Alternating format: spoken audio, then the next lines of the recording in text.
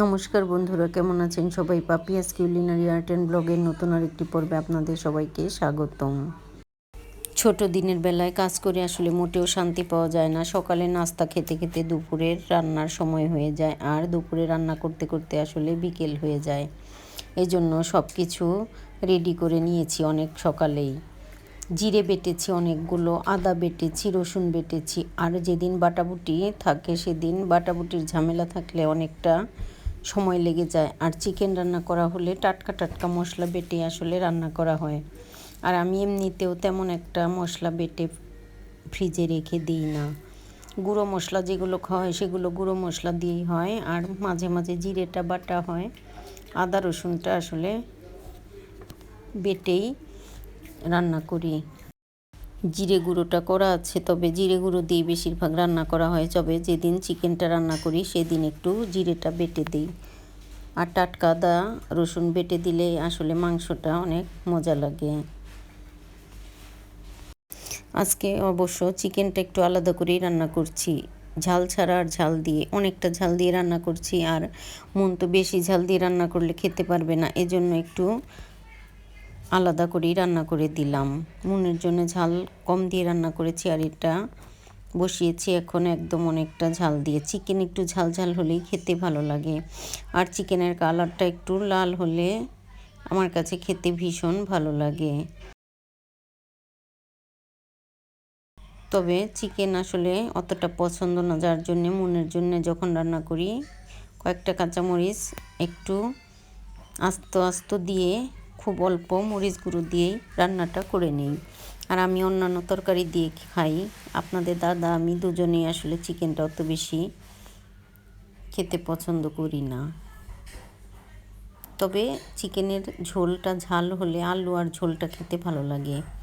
তো এবার আমার চিকেন রান্নাটা কষানো হয়ে গিয়েছে, ঝোল দিয়েছি, আর ঝোলটা একটু জাল করে রান্নাটা করে নেব। তো আমার চিকেনটা রান্না হয়েও গিয়েছে, আর নামানোর আগে দিয়ে দিয়েছি গরম মশলা বাটা। আর গরম মশলা বাটার এই ফ্লেভারটা চিকেনের মধ্যে ভীষণ ভালো লেগেছে, আর আজকের চিকেনটা খেতে আসলে ভালোই লেগেছে।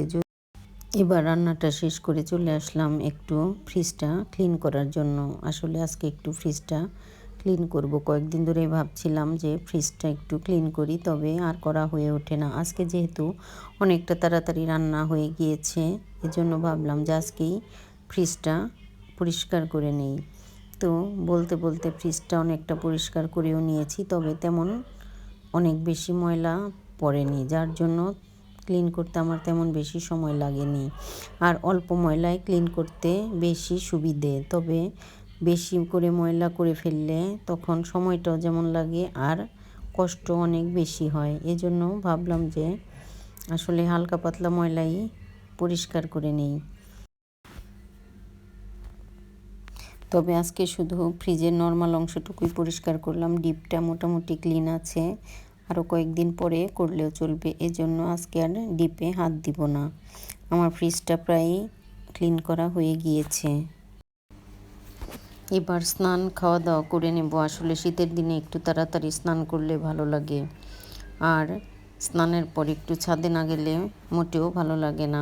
গরমের দিনে আসলে ছাদে যাওয়ার অতটা দরকার হয় না, তবে শীতের দিনে ছাদে গেলে যেমন একটু মিষ্টি রোদ পিঠে দিয়ে দাঁড়াতে ভীষণ ভালো লাগে, তেমনি জামা কাপড়গুলো খুব সুন্দর শুকিয়ে যায়।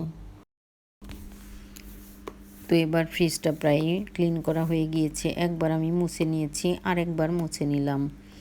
আসলে কাজ করলে ভালো করে না করলে ভালো লাগে না, যেমন তেমন কাজ করতে পারি না। আর একবার মুছে নেওয়ার পরও মনে হচ্ছে যে আরেকবার মুছে নিলে ভালো হবে, এজন্য দুইবার করে ফ্রিজটা মুছে নিলাম। আর এখন আসলে অনেক দেখতে ভালো লাগছে, আর মনে হচ্ছে এখন কোনো ময়লা আসলে নেই। তো এবার আমার ফ্রিজটা মোছা প্রায়ই হয়ে গিয়েছে। এবার স্নান করতে যাব। ফ্রিজে দুটো নারকেল আছে, ভাবছিলাম আসলে শীতের দিন চলে এসেছে, একটু পিঠে পুলি খাওয়া যাবে। ফ্রিজে অনেক দিন ধরে নারকেল দুটো রেখেছি, তবে এখনও ভালোই আছে। আসলে যে জিনিসই ক্লিন করা হয় সেই জিনিসই দেখতে ভীষণ ভালো লাগে। ফ্রিজটা দেখতে এখন অনেক ভালো লাগছিল আর মনের মধ্যেও কেমন যেন শান্তি লাগছিল। কোনো কাজ আসলে রেখে দিলে মনে হয় রাতের বেলা ঘুম হবে না, মাথায় ওই কাজটাই আসলে ঘোরাফেরা করে, আর যখন করে ফেলি তখন মাথাটা একদম পাতলা হয়ে যায়। তো এবার স্নান খাওয়া দাওয়া করে চলে এসেছি ছাদে এসে জামা কাপড়গুলো রোদে দিয়ে দিলাম।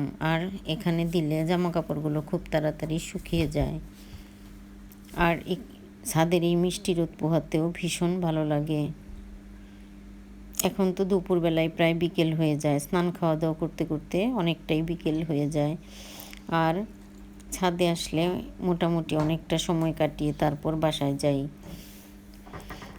আমার আলু গাছে তো প্রতিদিনই নতুন নতুন ফুল ধরছে, আর রঙ্গন ফুল গাছও নতুন রূপে সাজতে শুরু করেছে, কারণ অনেকগুলো কলি এসেছে আর ফুল ফুটতেও শুরু করেছে। আসলে এই গাছটায় ফুল ধরলে সারা গাছ ভরে যায় ফুলে, তখন আর পাতা দেখা যায় না, দেখতে ভীষণ ভালো লাগে। তবে অনেক দিন এই গাছে কোনো ফুল ছিল না, কলিও ছিল না। আবার নতুন করে কলি আসতে শুরু করেছে আর ফুল ফুটতেও শুরু করেছে। গাছটা দেখে আজকে ভীষণ ভালো লাগলো। তো বন্ধুরা, আমার আজকের এই ভিডিওটা কেমন লাগলো অবশ্যই জানাবেন। যদি ভালো লাগে তবে একটা লাইক কমেন্ট শেয়ার করার অনুরোধ রইল। যারা ফেসবুক থেকে দেখছেন তাদেরকে অনুরোধ রইল আমার ফেসবুক পেজটি ফলো করার। যারা ইউটিউব থেকে দেখছেন তাদেরকে অনুরোধ রইল আমার ইউটিউব চ্যানেলটি সাবস্ক্রাইব করার। ভিডিওটি দেখার জন্য সবাইকে অসংখ্য ধন্যবাদ। ছাদ থেকে এসেছি অনেকটা আগেই। দুপুরবেলা কপিগুলো কেটে রেখেছিলাম, তবে পাকোড়া আর বানানো হয়নি। ভাবলাম যে রাতের বেলা সন্ধ্যের পর একটু চায়ের সাথে পাকোড়া আর পটেটো ওয়েজেস ভেজে দেই। ফুলকপির পাকোড়া আর পটেটো ওয়েজেস এগুলো সিদ্ধ করতে বসিয়েও দিয়েছি, আর ব্যাটারটা তৈরি করে এগুলো ভেজে তারপর চাটা করে নেব।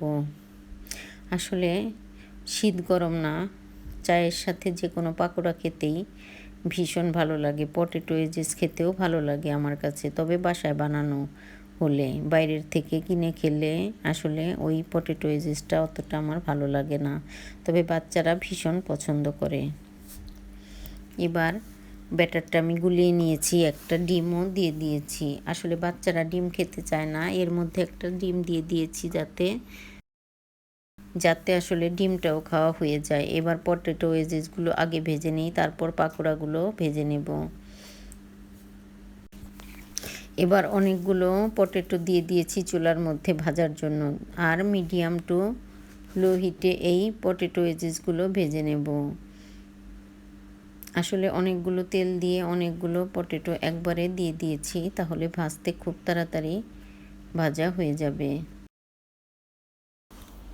এবার পটেটো ওয়েজেসগুলো ভাজা হয়ে গিয়েছে, তেল থেকে তেল ছাড়িয়ে তুলে নেব, তারপর আমি পাকোড়াগুলো ভেজে নেব। আসলে পটেটো ওয়েজেস আর ফুলকপির পাকোড়া দুটোই আমার ভীষণ পছন্দের, আর দুটোই একসঙ্গে ভেজে নিয়েছি।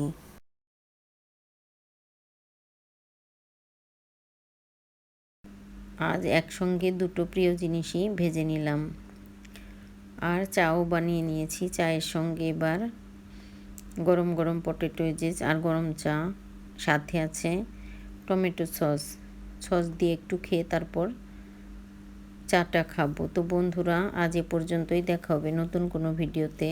সে পর্যন্ত সবাই সুস্থ থাকবেন, ভালো থাকবেন। ভিডিওটি দেখার জন্য সবাইকে অসংখ্য ধন্যবাদ।